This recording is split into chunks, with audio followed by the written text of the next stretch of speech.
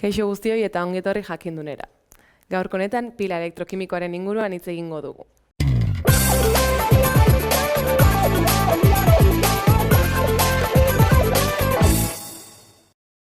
Pila elektrokimikoa erreakzio kimikoen bitartez energia lortzeko gai den sistema bat da. Bai? Hau izango litzateke gure sistemaren eskema bera. Eta sistema honek osagai desberdinak ditu, hemen izendatuta dauzkadanak. Bi ontzi desberdin ditugu, bata anodoa eta bestea katodoa. Eta bakoitzan erreakzio desberdin bat gertatzen da.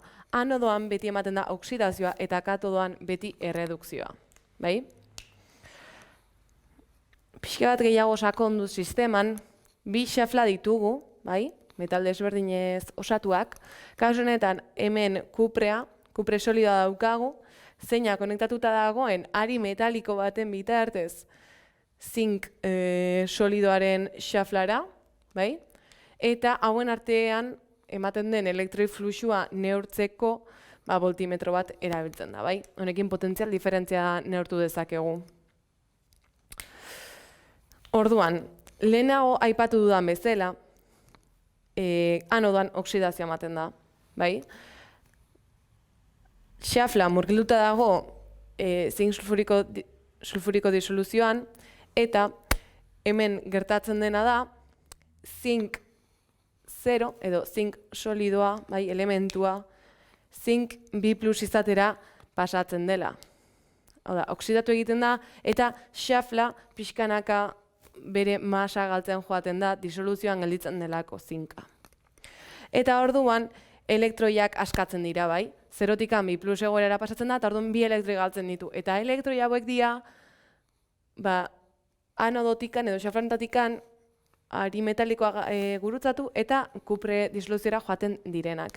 Eta hemen zer gertatzen da? Kontrakoa, erredukzioa, bai?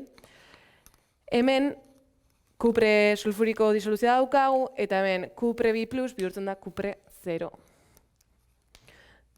Bai, ze elektroiak garraiatzen direnez, hemen kokatzen dira, eta orduan kupre 2+ek gaitasuna dauka kupre 0 bihurtzeko eta xafla hau pixkanaka masa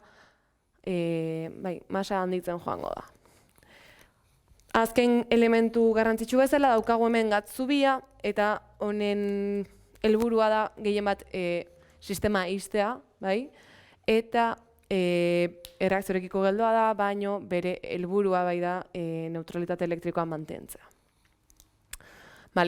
Orduan, behin dakigula elementu bakoitzaren funtzioa, egingo duguna da erdi erreakzioak idatzi. Katodoan eta anodoan ematen diren erdi erreakzioak. Orduan, esan duguna da, anodoan oksidazioa ematen dela. Orduan, zink 0, solidoa dena, pasatzen da zink 2+ izatera.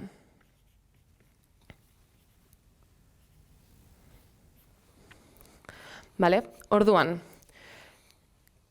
hemen zer gertatu da?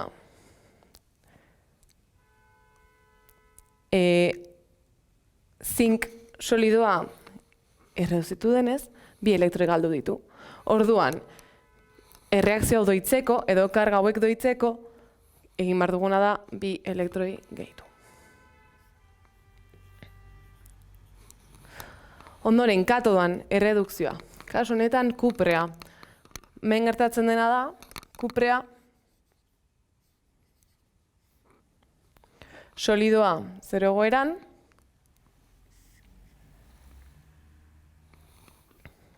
ez barkatu.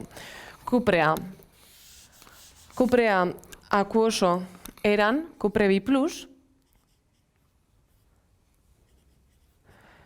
bilakatzen dela kupre solido. Orduan, kasu honetan, bi elektroi irabazi ditu. Orduan hemen, bi elektroi. Gitu behar ditugu, erreakzio doitu izateko. Orduan, erreakzio osoa idatziz, hemen lortzen duguna zera da.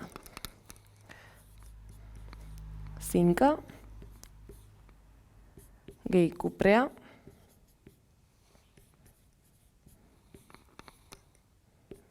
gehi bi elektroiak. Eta produktuetan, zink bi plus, akuoso, erreduzitzen delako, eta kupre 0 barkatu alderantziz. Zink bi plus, oksidatzen delako, eta kupre 0 erreduzitzen delako. Bai, hori da. Eta azkenik, bi elektroi hauek joan egiten dira. Eta honako hau izango litzateke gure erreakzioa. Bai, elektroiak kenduta.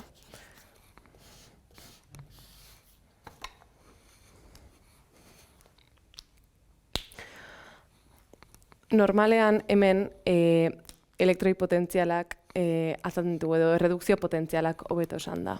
Bai. Hemen ukiko genuke anodoko erredukzio potentziala eta hemen katodoko erredukzio potentziala.